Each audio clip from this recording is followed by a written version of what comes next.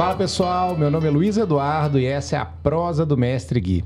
A nossa convidada de hoje, Juliana Cordeiro, da Insight. Muito obrigado, Ju, por você ter cedido seu tempo, estar aqui com a gente. E assim, antes de começar e de você se apresentar, eu queria te fazer uma pergunta. Você imagina por que o nome Prosa do Mestre Gui? Bom, acho que eu sei pela nossa conversa, né? E eu achei tão linda essa questão da homenagem. É bacana ter as pessoas que fazem a gente seguir, né? E a gente não perder essa história do legado. Então, assim, isso me chamou bastante atenção. Uma das coisas que eu mais gostei do podcast, eu acho que foi isso. Bacana. Então, para começar o nosso bate-papo de hoje, eu queria que você se apresentasse, né, para o nosso público. Minha ficha simples. Juliana Cordeiro, eu sou arquiteta. Na verdade, eu sou mestre e especialista em engenharia civil e de produção civil. A minha carreira de arquitetura, a minha vida, assim, essa questão profissional que vem junto com a questão pessoal. Já te falei isso um pouco em umas conversas que a gente já teve informais. E aí eu tenho um filho, eu tenho uma vida que eu adoro o dia, sou uma pessoa apaixonada por futebol, que ama os amigos, as coisas mais simples, assim, e a funcionalidade dessa vida, assim. Eu acho que sou eu essa pessoa. Apesar de a gente já ter tido um bate-papo até longo, né, anteriormente, eu já percebi só nessa pequena apresentação que eu vou conhecê-la melhor hoje. Já Com tem coisa certeza. que eu não sabia. Então, assim, para a gente começar, a gente quer saber um pouco de realmente quem é você, né? Assim, porque a Insight, a gente vê, a Insight está fazendo um belo trabalho, né? Não só aqui na região de BH, mas em outras regiões também. Mas a gente não quer saber só da Juliana da Insight, né? A gente quer saber um pouquinho mais como é que você foi parar na arquitetura e, de repente, mestre em engenharia, e aí você une arquitetura e engenharia, e eu já sei um pouquinho sobre isso, como você gosta das duas áreas, né? Então, assim, é um olhar de arquiteto, mas sem perder também o outro olhar de engenheiro, né? Então, eu queria que você contasse da onde, por que arquitetura, por que engenharia? Então, a minha vida é feita numa construção, né? Eu nasci numa família que engenheiros são os que entram, na verdade. Até os que são casados são engenheiros. E a família do meu pai, o meu avô era engenheiro e formado na década de 60, 70, né? É difícil de achar alguém com essa formação e tendo a capacidade que ele tinha. Então, engenheiro estrutural. E calculava e salvava estruturas pelo mundo todo, né? Viajar o mundo inteiro.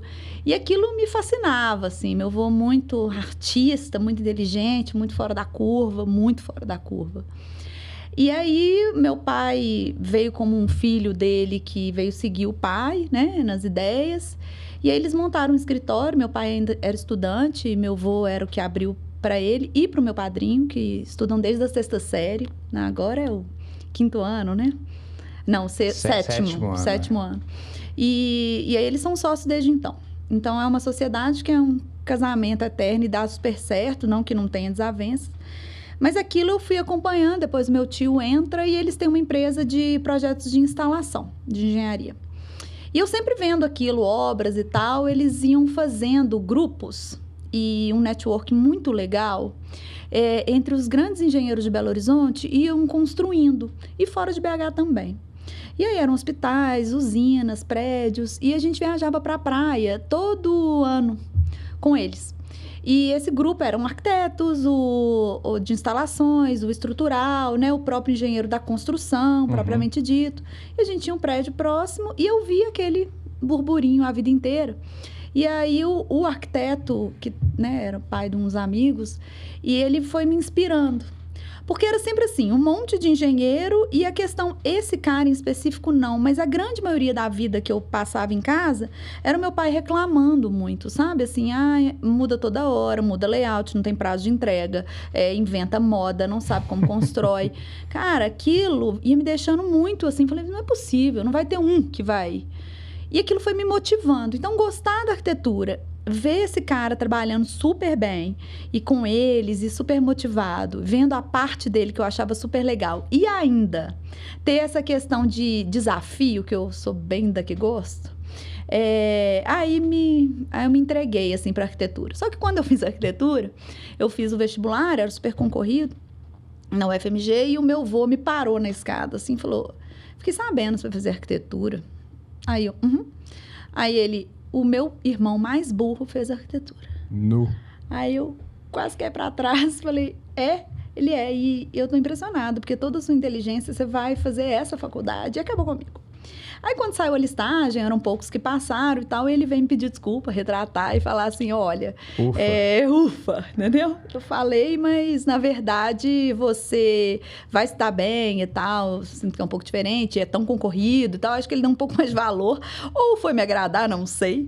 Eu sei que, de fato, eu tô aí desde que a gente se formou em 2001 com essa questão de empreender, de fazer, que é o outro lado, né? Então, eles têm uma empresa, e aí vem essa questão, né, do que não é só ser arquiteta, é ser a empreendedora também. São duas coisas distintas. Exatamente. Né? Então, assim, uma família, na maioria masculina, né? Minha família, sem exceções, assim, somos engenheiros, exceto uma tia minha, que até é uma pessoa que eu considero demais e que é super, super power top, assim, é uma inspiração diária. E que não mexe na engenharia propriamente dita, mas já fez obra, já fez outras coisas, mas voa, brilha.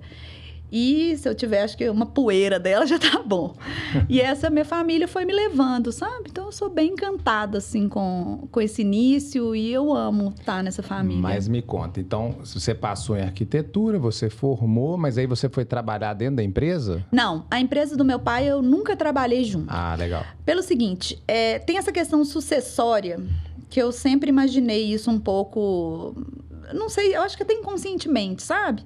E eu me dava tão bem com eles que eu já trabalhei. No início, eu tinha um escritório no fundo da casa, porque foi aonde que a gente conseguiu montar com uma sociedade. Sei. Depois eu tive outra sociedade e hoje sou eu. A Insight sempre, exceto nessa primeira, o resto sempre foi Insight. E aí a gente eu fui por causa do custo, obviamente, no início, mas sempre pagando os meus custos dentro desse custo menor. E eu nunca achei que era legal eu entrar naquela sociedade, assim, dessa forma. Acho que depois, se eu ficasse um pouco maior e se pudesse me abraçar, mas não tinha aquele campo ali.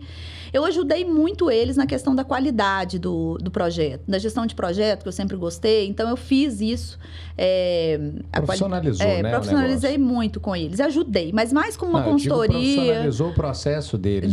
Demais, demais. É o que eu gosto mesmo. Gestão de projetos é o que eu gosto. Então, achei super interessante ter feito isso, participado, mas dessa forma, entendeu? Legal. Mas eu vou fazer uma pergunta que eu já fiz algumas vezes, mas não estava até no meu script, não. Mas como que você falou a questão meio masculino, todo mundo, né? A maioria é homem. Teve algum momento, ou tem algum momento, que essa questão de ser mulher é um problema, não é? Você se lida bem com isso? Como é que você pensa essa questão? Olha, eu acho que a gente tem um movimento pendular no mundo, sabe? Assim, para tudo. Então, se há mais tempo atrás era uma engenheira na sala, duas, e hoje é ou a maioria ou meio a meio, né? Na minha época isso era um pouco menos. Eu acho que a gente tem essa questão de que primeiro essa questão do homem, depois vai para um extremo de muito feminismo, muita coisa que... Não que eu seja contra, mas eu acho que às vezes peca pelo excesso, né? Talvez. E eu falo isso muito brincando com meu filho, que ele fala assim, todas as heroínas da Disney são mulheres. Eu falo, porque esse recorte hoje, ele é um recorte. Se você olhar para trás, eram só homens. E eu acho que daqui a pouco vai ficar uma coisa meio mista. Na engenharia, eu acho que é bem isso. A gente já está tendo um lugar, mas a gente ainda tem algumas questões sociais e culturais muito pesadas. Muito pesadas. Então, hoje tem muitos pedreiros, serventes na obra que são mulheres. Né? Muitos, eu já consigo ver. Só que ainda falta, né? Tem muito essa questão, assim, da maternidade, que envolve, da questão hormonal, de outras questões que a gente precisa conversar sobre. Mas eu acho que quanto mais suave a gente for nas questões, eu prefiro, do que no embate, porque no embate não vai adiantar muito. Só que a gente tem que ver que tem muitas mulheres muito boas que não têm um lugar, e que eu acho que deveriam ter. Eu partilho bem dessa opinião. Acho que foi uma opinião bem próxima do meu pensamento também. Eu vou bem para esse lado. Legal, gostei. Voltando agora para essa parte, esse lado empreendedor seu, assim, que acho que está na veia, né? Sim. Familiar, inclusive. Mas, bom, você desde o início, formada, você sempre foi para a área do empreendedorismo? Sim. Sempre para esse lado. Que legal. Eu fiz o estágio desde o primeiro período, né? Certo. Porque essa é outra questão super engraçada. A minha família é tudo de exatas, zero de arte, né? Sempre gostei de arte, mas nunca fui uma desenhista nata e etc. E aí, quando vai para arquitetura, eu sempre fui uma ótima aluna. Quando chega na arquitetura, as primeiras cadeiras eram o quê? Desenho artístico, não sei das quantas. Vai para a Praça da Liberdade desenhar árvore, não sei o que lá. E uma das minhas melhores amigas na faculdade, que é um fenômeno, ela é sensacional, ela simplesmente era melhor do que o artista, ela desenhava melhor, sabe? Aí eu falava, não, não é possível, é o lápis, é a caneta, é o jeito, e eu sou ambidestra. Então, uma coisa assim, que parece ótima, mas não é tão ótima, porque a gente escreve com a mão igual. Então, a gente é médio nas duas mãos. Não tem uma destreza para alguma coisa. Entendi. E eu troco com facilidade. Então, direita e esquerda, para mim, é um problema. Porque, na verdade, eu não sei o que é direito. Para mim, é igual. Todo mundo é igual, é direita e esquerda igual. E no desenho era a mesma coisa. Então, assim, para não ficar atrás e para ter uma nota melhor, já que a parte técnica eu dominava bastante, até porque eu já conhecia um pouco, né, familiarmente, falando aqueles assuntos, eu simplesmente falei, vou dar aula de AutoCAD. Porque isso eu sei, eu vou aprender e vou saber. Então, anos dei aula de AutoCAD, dei aula particular e fiz muito dinheiro com isso. Olha, que legal. Essa questão de empreender, de trabalhar, eu passei pro segundo semestre na Federal, eu fiz um concurso pro IBGE, passei, trabalhei um tempo, aí vendia roupa, aí fazia não sei o quê. Eu sempre gostei disso, sabe? Desse movimento de gente, de conversar, de vender. Não a venda pela venda, mas assim, vender coisas boas, conversar com pessoas, estar solucionando um problema, indicar a gente, assim. Eu sou daquela que indica qualquer coisa, falar que precisa de uma festa. Relacionamento. Do relacionamento, sou eu. Então, isso pra mim... E aí eu fui indo, e na escola, num primeiro momento, eram aquelas notas que eu ficava assim, ralando pra passar, desesperada, louca para chegar às partes técnicas e realmente eu me dar bem. Então, noites viradas, né? A arquitetura é um teste, assim.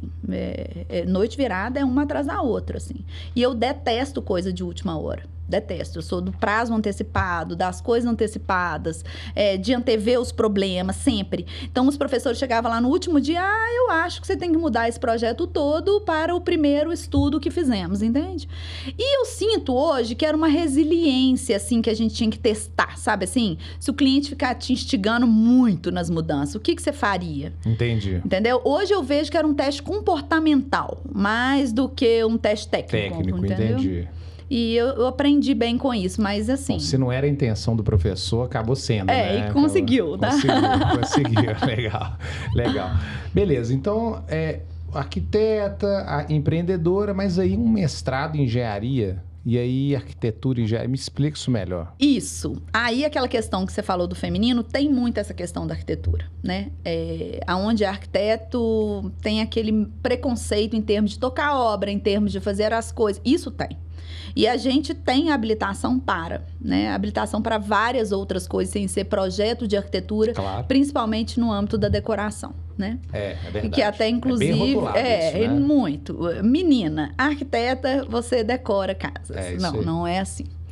E mesmo. Não é mesmo assim. Ainda bem que não é, mas é como é o rótulo, exatamente. Né? E como eu não gosto muito desses rótulos, eu sentava nas mesas e as pessoas falavam, nossa, ela é a minha arquiteta, ela é excelente, ela é super prática, ela é funcional, ela parece mesmo uma engenheira. Esse era o super elogio que eu ganhava sempre nas mesas. Parece uma engenheira. E aí eu resolvi estudar um pouco mais da engenharia, até para me aproximar. E aí eu, estando perto, né, próxima a essa questão da engenharia, talvez eu pudesse entrar em alguns meios que seriam mais legais, entendeu? Então, já fui consultora da BCP um tempo. A questão do concreto também é bem legal. Ela sempre ficou muito perto de mim, por uma questão que eu já te falei, assim. Uma questão que é igual a minha vida, ela vai indo, assim, numa direção. O aço já não tem tanta essa proximidade comigo, como o concreto. Não sei se é porque o meu padrinho, meu avô salvavam muito essas estruturas de concreto e eu fui aprendendo mais. Mas o aço mesmo, ele vem, mas não é com aquela força do concreto, sabe? E aí eu acho que eu juntei as duas coisas, foi super legal. Foi um momento que eu morei fora de BH também. E eu queria mudar os professores. porque aqui acaba que você vai conhecendo o pessoal da UFMG e tal, então foi bem legal, assim. Então, esse estudo na engenharia me faz enriquecer o currículo. Você fez aonde? Só de curiosidade. Na UFSC, em Santa Catarina. Olha, aí você morou lá 2 anos. Olha só. Com as minhas super amigas morando junto, voltando para uma época de trabalho e estudo, né? Porque eu até ganhei a bolsa, mas a minha bolsa eu preferi que fosse trabalhar. E eu fui trabalhar justamente no escritório de estruturas lá. E aí, quando eles olharam, uma mineira, os caras eram gaúchos. Olha, uma mineira, arquiteta, mexendo no escritório de estrutura, de gestão de projeto, eles me olhavam super torto. No final, quando eu fui embora, era um chororô danado, assim, porque... é uma parceria. Eu realmente sou apaixonada por Porto Alegre. Eu acho que o pessoal de lá estuda muito bem.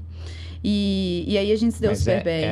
Não, era a UFSC, né? Mas lá tem muitos gaúchos, né? Tá, então lá o pessoal da URGS estuda, que são os caras formados na URGS, né? Então foi bem legal, assim. Nossa, que massa. É uma trajetória interessante. São mais de 650 projetos, né? É muita coisa. Quando você começa a olhar e assim, quem trabalha comigo sabe, não é simples, porque eu realmente acelero o pé.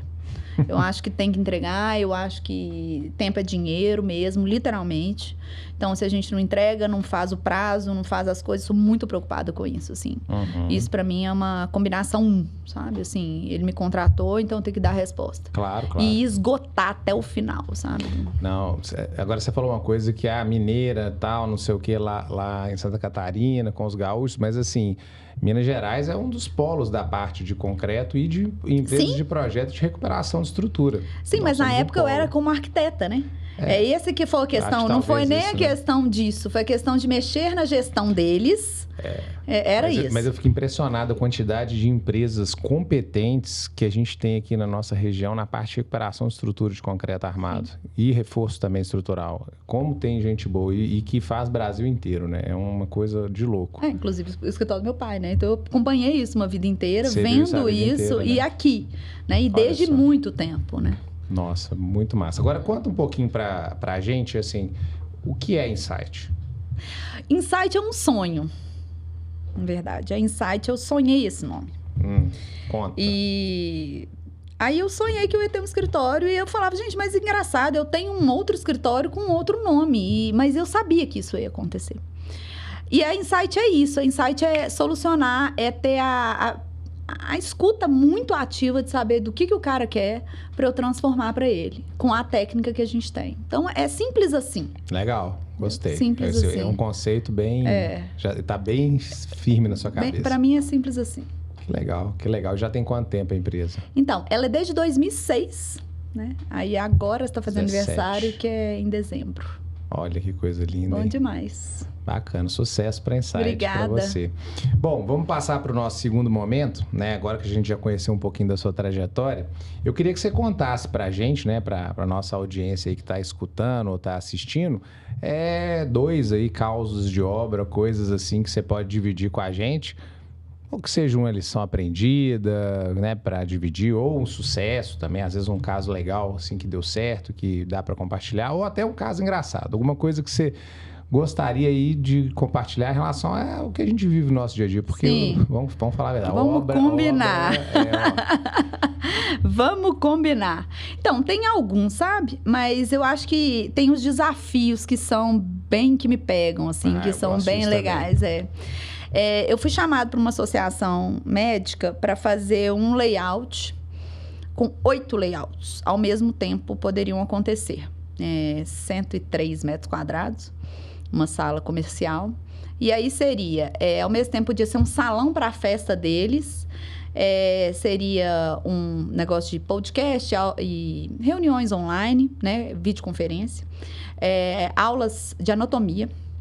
Então, eu tô te falando as complexidades, porque o tipo mesmo espaço ia ter que comportar vários tipos de atividades. Isso. E fecha e abre, e menor, maior, e uma secretária, enfim... e com tudo no top, assim. Automação, divisórios no top, acústica, tudo, né? Otimizar tudo. O teto não tinha espaço, né? De tanto... E foi muito desafiador, muito. A Ju, que é super minha parceira, eu chamei ela para fazer isso. E ela, nossa, eu amo a parte reforma e comercial, porque aí é mais pauleira, entendeu? É no hard, assim. Aquela coisa que você fica até com uma dor no estômago, vamos, entendeu? Porque tem que ter o tempo. Tem que ter entrega, tem que ter pronta entrega, tem que antever problema, porque senão você não consegue sair do lugar. E não dá para, vou pensar, criar, daqui a 3 dias eu te dou uma solução. Não, né? Tem que ser como insights e insights, Claro, né? claro. Então, foi super desafiador e foi super legal. Mais 2 rápidos. Um foi fazer a reforma geral do colégio que eu estudei, assim, que me trouxe toda essa bagagem. Eu sou alucinada por escola, alucinada. Eu acho que é a melhor época da vida. Eu acho que a gente Também. forma umas pessoas que a gente vê na rua e fala, ai, que fofo. Tipo assim, você nem sabe o que a pessoa tá fazendo, mas você tem aquele amor. É meio louco isso. É bem louco. Eu encontrei também uma galera, agora que a gente fez 40 anos todo mundo, a gente encontrou... É engraçado porque você chama a pessoa pelo sobrenome ainda, super. né? Ou apelido, né? É, o apelido, mas eu digo porque na época você é ensinado a falar nome e sobrenome das seus colegas, e aí você fala, oi, sei lá, Bruna França, oi, sei lá, Matheus Dutra. E você não fala assim com as pessoas no dia a dia, né? E a falsa sensação de intimidade que você não tem. Você nunca mais teve contato com a pessoa, mas você teve a infância, né? É muito louco, E você compartilhou o seu melhor, ele sem competição, sabe? O mais lindo da escola é que não tem a competição. É aquela coisa do cooperativismo. É verdade. É da vez que ralou o joelho na escola, é da vez... Aquela troca do livro, aquele trabalho em grupo na casa do fulano. Não, e o pai do fulano? O pai do fulano é o pai do fulano. É o pai do fulano. Porque ele me levou pro clube, porque... Buscou a gente na cara, festinha. aquilo pra mim é assim... Não, e aquela festa, e aquele cara que eu gostava. Nossa, aquilo pra mim é uma coisa assim... Concordo. A escola é um negócio assim que... Ótimos tempos. Qual que é a sua escola? Eu estava no Loyola. Loyola. E aí, na parte do... e tem uns grupos que eu sou muito apaixonada, gente. Eu sou muito do coração, assim, dessas coisas. E foi muito legal porque eu fiz na pandemia... a reforma do colégio, enquanto ele estava fechado. Então, a gente reformulou de acordo com os conceitos, e os conceitos da escola, que são muito enraigados em mim. Então, foi uma... Que honra, e foi muito legal. Eu fiz a reforma do colégio inteiro. E, assim, dos grandes espaços. E aí, a gente foi replicar. E hoje, eles replicam os andares. Então, significa assim, funcionou, sabe? E hoje, o meu filho estuda naquela sala. Então, e ele fala assim, a minha mãe sabe tudo dessa escola, porque ela já estudou aqui. E o meu pai fez a reforma lá, quando eu estudava. Então, para mim, tem essa coisa, teve assim... uma continuidade, né? Sim. Então, para mim, é aquele amor de ter feito esse projeto. Por isso, já fiz outras coisas nessa área de ensino, mas lá foi projeto e execução? Projeto e acompanha a execução, né? Eu não tenho a equipe de execução, mas eu sou uma pessoa que ama a visita à obra, né? Então, você faz meio que a fiscalização ali também. Isso. Entendi. Então, é bem legal. E... o do meu coração, que é o Instituto Mano Down, né? Que é o pessoal com síndrome de Down, junto com o Léo. E que eu comecei lá 200 metros quadrados no Barroca. E hoje é um ecossistema. Fomos para cá de 900 e mais um tanto de coisas. E aí agora a gente está expandindo mais. Então, um negócio que não pare. E que um terceiro setor... como sendo o primeiro mundo, assim. Então, aí a idealização do Léo e aquela agitação dele, aquela motivação, aquele pulsar, sabe? Por coisa, pelo outro, assim. Isso me deixa fascinada. Não, muito legal. Eu vou colocar mais uma perguntinha fora do script. Claro. Eu estou exagerando. Não, Mas que você me trouxe aqui um olhar aqui sobre essa questão do projeto, né?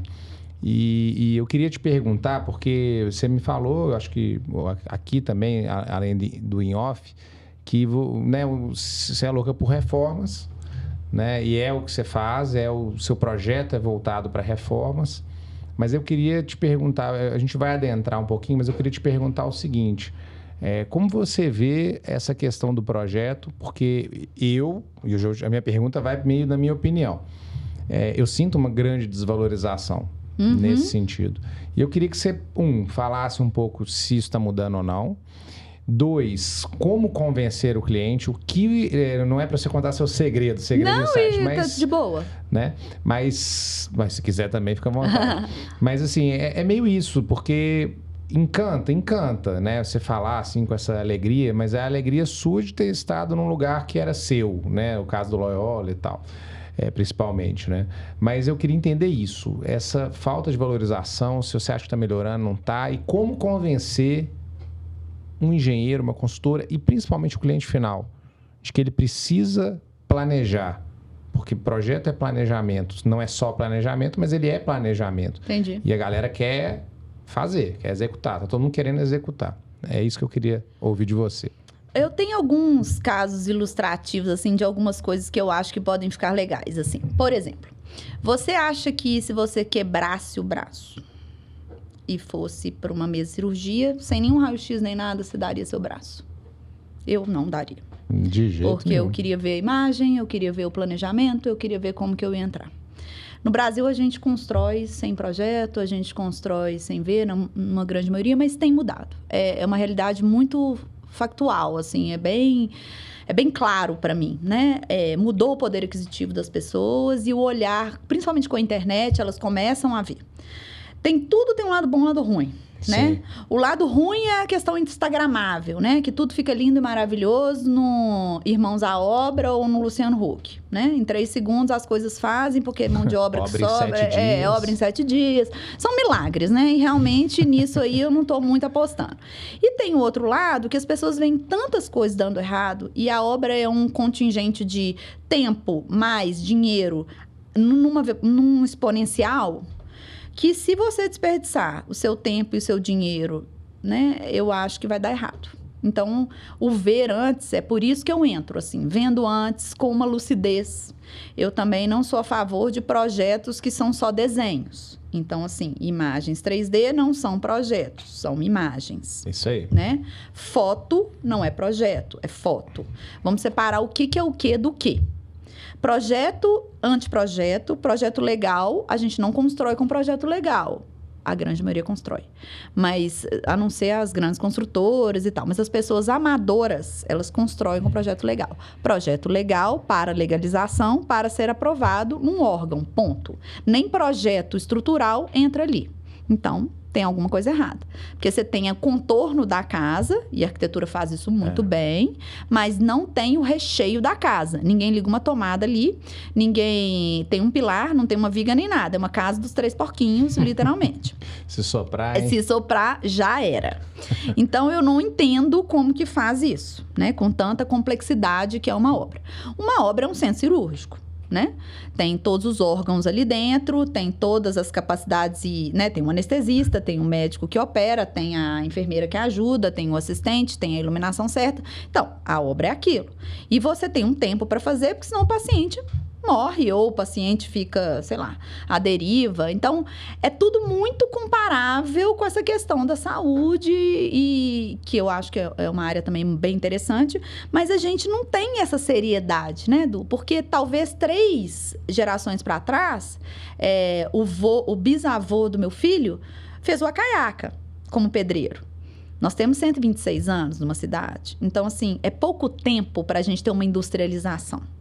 E o que acontece quando você precisa mais de projeto é quando você se exige mais que a execução não seja refeita toda hora. Então, é muito mais barato eu contratar um bom projeto. Então, eu dou sempre esse exemplo, assim, nem é o projeto arquitetônico, vamos supor, o projeto estrutural. Se eu deixo de colocar um pilar no projeto estrutural, porque eu fiz os cálculos e vi que ali poderia ficar sem aquele pilar, então eu economizo ferragem e eu economizo cimento, né? E o concreto por consequência. Daí, eu estou economizando. Quanto custa um pilar numa obra? E quanto custou para eu pagar aquele projeto? O cara fera, ele vai tirar o pilar, ele vai pôr o pilar com facilidade, porque ele sabe fazer bem. Mas vamos supor que ele cobrou R$10.000. Enquanto um engenheiro ruim, de um projeto ruim, cobrou 1.000. Ou o que não fez, piorou, né? R$0. Mas esse custo, ele vai estar em algum lugar. Só que quando ele vai para a obra, ele exponencia. Porque no projeto, ele é barato. É borracha, é impressão. Lei de Sitter, né? Lei de Sitter. Exatamente. Então, a gente começa a exponenciar os gastos, os problemas, o tempo, né? A gestão. Então, sem o projeto, você está entrando numa roubada. Agora, tem um detalhe. O projeto não é sim. O projeto, muitas vezes, é não. E olha que legal, eu paguei tantos R$1.000 para eu não fazer essa obra. Imagina se eu fosse ver que ela vai dar errado no meio dela. Entendeu? Então eu falo, o cliente, Ju, mas a gente fez esse estudo de viabilidade e deu errado. Não, deu super certo. Deu certo, significa que você não deve continuar. O não é o mais certo, na verdade. O não é maravilhoso, porque ele te falou para não ir. Imagina se toda vez que fosse acontecer um acidente com você, te falassem, não vá. Olha, você pode evitar um problemão. Você ia escutar melhor. Então, um projeto é isso, sabe? É o antever, é o planejar, é o ver, e que é o que eu mais gosto, assim, de fazer. Por isso que eu acho que eu gosto de projeto, sabe? Não, legal. Assim, e isso tem que ser falado com o cliente, porque muitas vezes, né, o que eu percebo, a gente também tem trabalhado com projetos, né, na área de impermeabilização, mas o que eu vejo é muito assim, o cliente final é normalmente leigo. Sim. Né? Seja comercial, residencial, Super. Enfim. Ou investidor. Isso. E aí é uma situação até mais complicada. Depende muito de como ele está investindo em determinado edifício, empreendimento e tal. E aí o que eu percebo contrata-se uma construtora, né, ou uma gerenciadora, enfim, e assim, começa a ter muitas pessoas para você ter que convencer de que seu projeto é necessário. E eu acho surreal porque não deveria ser assim, isso deveria ser básico, né? Eu lembro que teve uma situação, Juliana, que falaram assim para mim, o alemão, ele planeja 3 anos para construir em 1. O brasileiro planeja em 3, planeja 1 quando planeja. Quando planeja. Para fazer em 3 quando não para a obra no meio. E olha lá, né? Não é? É porque faltou dinheiro. Falta. E aí? E você não teria visto isso lá atrás? É o não aí, isso. ó. Não. E quando você entrega esse orçamento em cima desse projeto? E outra, quanto mais detalhado o projeto, mais respostas você vai ter para esse dinheiro. Se eu tenho só o projeto legal, eu tenho infinitas possibilidades de gastos, de escapes ali. Mas eu fiz o projeto. Não, mas pera, vamos conversar onde? Não, na hora da execução vai ter que tomar decisões de gastos que não estavam previstos no orçamento. E que aí são decisões na obra que deveriam ser feitas antes. E aí você faz um planejamento, um projeto maior e tal, em um orçamento. Chega lá, o cara, você tá louca? O fulano daqui da esquina construiu com tantos mil a mesma condição, mais ou menos a mesma coisa. Cara, não é a mesma coisa. Ao vizinho do lado, ele construiu 3 andares. Você tá me falando que aqui eu só posso construir 1. Cara, a lei muda. Entendeu? A lei muda, as coisas mudam. Então, não olhe pro lado. Eu não sei como que esse cara provou. Se é tipo eu, que vou lá no guichê, entende? Isso, né? Então, eu vi o meu vizinho. Não, mas essa menina não tá falando certo, não. Acho que ela não tem muitas informações, porque o do lado fez isso. Então, mas como ele fez? Eu não sei a história daquele processo. Eu não sei se ele comprou uma outorga. Eu não sei o que ele fez. Então, assim, as pessoas têm muito essa mania da comparatividade, entendeu? Total, e que eu não acho que vai pra frente um tipo de comparação dessa. É o seu caso. Se tem a nascente passando no seu terreno, é no seu terreno que tá passando a nascente. Não é do vizinho, gente. Nós temos que tratar a sua situação. Exatamente. Né? Se tem um matacão no meio do seu lote, é no meio do seu lote pela sondagem, não do vizinho. Então as pessoas têm... não, lá é plano. Você já viu isso? O lote é plano. Cara, plano qual? Qual que é plano pra você? Entendeu? Bom, talvez essa mesa seja plana. Exatamente, talvez. Mas eu não sei. Não, mas eu vejo, lá é planinho. Chega lá, tem aquela... E isso faz toda a diferença para os acessos, para o gasto, para a estrutura e para 1000 coisas. Então, parece um item simples e que vai para um tanto de outros. Agora, de projeto, a gente sai falando aqui um monte, porque você escuta cada coisa. Não, porque não vou fazer. Nossa, mas porque é um absurdo. Se for isso, e começa... Bom, é essa a realidade. Vou te fazer uma pergunta agora, antes da gente passar para o próximo tema. Por que reforma e não obra nova? Só de curiosidade. A reforma dá mais desafio, né? Eu acho. Aí eu gosto mais, tá no seu eu gosto bem mais. Na verdade, aquela coisa de adrenalina, sabe? Que não sabe o que vai ter ali. Eu acho que... Total. Eu acho que... Total. Tem um faro meio detetive, assim, né? Eu acho que isso aqui vai por esse caminho, não vai por aquele. E acho que são mais complexidades juntas ao mesmo tempo. Variáveis. Gostei. E que eu gosto muito disso. Adorei. Boa. Bom, vamos para o nosso próximo momento. Passa rápido, viu? Faça rápido. Seus mentores, né? Dá o crédito para quem fez diferença na sua vida para você estar aqui hoje. Olha, os meus clientes me ajudam muito a cada dia, sabe? Eu acho que a gente aprende a cada projeto, são muitos. E aí, cada um me ensina uma coisa. Eu tenho um cliente de mais de 80 que me ajuda demais. 80 anos? Que legal. Assim, eu sou alucinada do trabalho. Dr. Sinai. Que, nossa, eu sou muito apaixonada por ele. É um engenheiro que me ensina e me inspira, assim. São tardes e tardes. Ele é cliente e ele é engenheiro, né? Então, eu faço as coisas para ele há muitos anos. E realmente, ele é um cara low profile completamente, mas que eu realmente sou apaixonada. Não vou, né? Meu pai, meu avô, meu padrinho, meu tio são inspirações, assim, diárias. Têm 70 anos e continuam, né, naquela garra. E, gente, ter uma empresa no Brasil não é nada simples. Nada simples. De construção, nada simples. Mas eu acho que a humanidade deles, sabe? Eles fazerem junto com os amigos sempre, eles me ensinarem o caminho dos valores do bem, assim. Também o técnico, mas essa parte muito encantadora. E acho que a minha mentora, que tem me seguido aí um tempo, que é a Mônica, que é minha tia, né? E que ela realmente ela é uma inspiração, assim, é uma conselheira, em todos os sentidos, né? É uma conselheira, é uma gestora, é uma mulher, assim, muito acima do tempo dela. E isso me inspira muito, sabe? A gente tem que sempre ter alguém na mesa maior que a gente, pra gente ir, pra gente seguir. Ela é muito acima da mesa e eu tenho muito orgulho, assim, dela ser da minha família, ser tão próxima, enfim. Eu acho que são esses três. Show de bola. Inclusive, a família... né? Próximo demais disso aí, né? Que bacana, que legal, fico feliz.